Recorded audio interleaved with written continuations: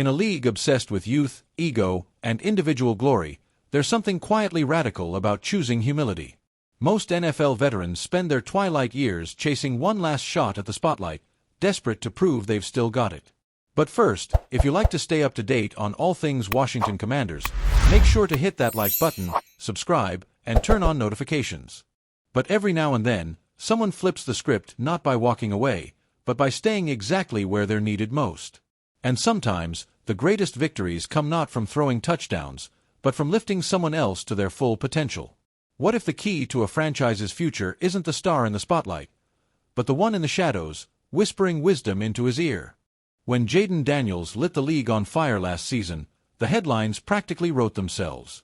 A rookie quarterback throwing for over 3,500 yards, rushing for nearly 900 more, and racking up 31 total touchdowns?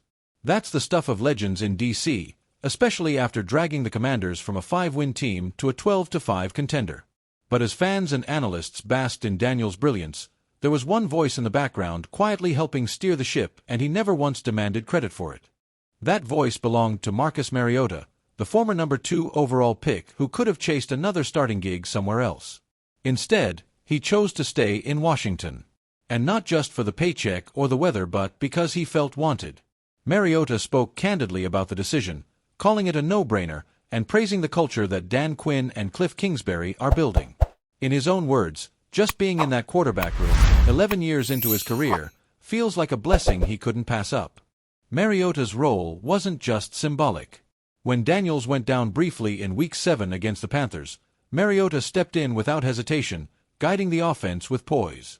Later in Week 18 against Dallas, with the starters resting, he again showed up ready, throwing 4 touchdowns and adding 1 on the ground. His combined stat line 364 passing yards, 92 rushing, 5 total scores wasn't just impressive for a backup.